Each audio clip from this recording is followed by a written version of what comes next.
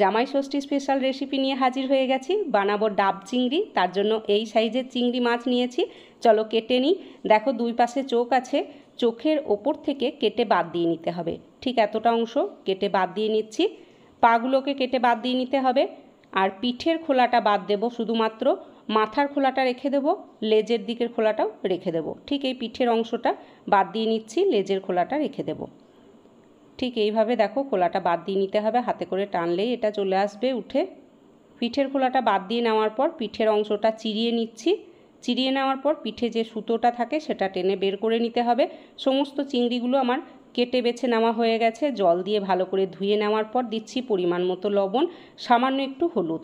লবণ হলুদ মাখিয়ে মাছটাকে কিছুক্ষণ রেখে দেব। ততক্ষণে রান্নার বাকি উপকরণগুলো আমি তৈরি করে নেব। নিয়েছি দুটো ডাব। কচি ডাব নিতে হবে, তবে খুব কচি নিলেও হবে না, ডাবের মধ্যে যেন একটু শাঁস থাকে। ঠিক এইভাবে গোল করে আমি কেটে নিচ্ছি। দেখো মাঝখানটা এইভাবে গোল করে কেটে নিলাম। এই ডাবটা খুবই কচি, ভিতরে শাঁস হয়নি। জলটা আমি একটা বাটির মধ্যে নিয়ে নিলাম। আর অন্য ডাবটাতে কিন্তু একটু শাঁস হয়েছে, দেখো দেখতে পাওয়া যাচ্ছে। এই ডাবের শাঁসটা আমাদের লাগবে, তাই চামচ দিয়ে ডাবের শাঁসটাকে বের করে নিচ্ছি। দেখো, তবে সমস্ত শাঁসটা কিন্তু বের করব না, কিছুটা শাঁস বের করে নিচ্ছি আর কিছুটা শাঁস ডাবের মধ্যেই রেখে দিলাম।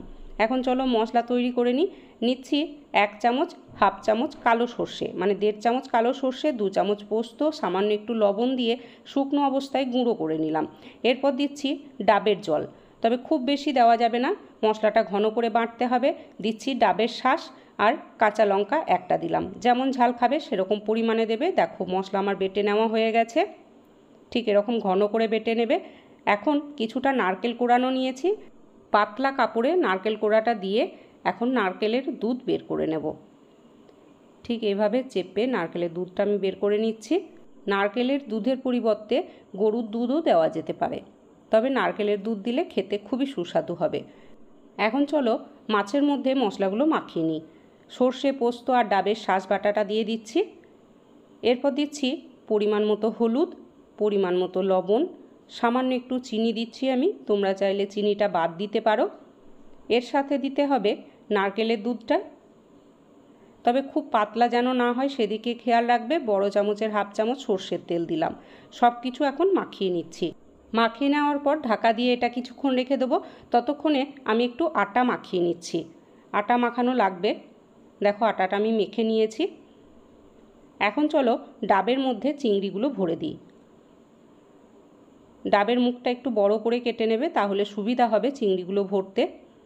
এক এক করে চিংড়িটা আমি ভরে দিচ্ছি, তবে একদম ভর্তি ভর্তি ভরবে না, কিছুটা জায়গা রেখে ভরবে। এরপর ডাবের মুখটাকে বন্ধ করে দিতে হবে। দেখো এই অংশটা দিয়ে মুখটা প্রথমে বন্ধ করে দেওয়ার পর মেখে রাখা আটা দিয়ে মুখটাকে খুব ভালো করে বন্ধ করে দিতে হবে। ঠিক এইভাবে মুখটাকে বন্ধ করে দিলাম। আরও একটা ডাব আছে, সেটাতেও আমি চিংড়ি ভরে নিয়েছি এবং মুখটাকে এইভাবে আটা দিয়ে সিল করে দিচ্ছি। বেশ ভালো করে সিল করে দেবে, যাতে ভিতরের মশলা বাইরে না আসতে পারে। দুটো ডাবই আমি রেডি করে নিলাম। দেখো এখন চলো রান্নাতে লেগে পড়ি। কড়াইয়ে বেশ কিছুটা জল বসিয়েছি, গ্যাসের ফ্লেম হাই আছে। এখন ডাবটাকে বসিয়ে দিলাম, বাটির ওপরে বসালাম। হাই ফ্লেমে ঢাকা দিয়ে 20 থেকে 25 মিনিট রান্না করতে হবে। হাই ফ্লেমেই করতে হবে, কম আঁচে করলে কিন্তু মাছ সেদ্ধ হবে না। আর জলটা বুঝে দেবে। অন্যদিকে দেখো ডাবটা আমি এইভাবে সরাসরি গ্যাস ওভেনে বসিয়ে দিলাম। এটাও হাই ফ্লেমে 20 থেকে 25 মিনিট রান্না হবে। কম আঁচে করলে কিন্তু মাছ সেদ্ধ হবে না। 20 মিনিট পর আমি গ্যাসের ফ্লেম অফ করলাম। আরও আধ ঘন্টা পর আমি ঢাকাটা খুলে নিচ্ছি। দেখো সঙ্গে সঙ্গে ঢাকা খুলতে যেও না, আধ ঘন্টা সময় দেবে, তাহলে কিছুটা ঠান্ডাও হয়ে যাবে। এখন চলো খুলে দেখাই। আটাটা প্রথমে সরিয়ে নিচ্ছি, তারপর ডাবের এই ছিপি অংশটা সরিয়ে নিচ্ছি।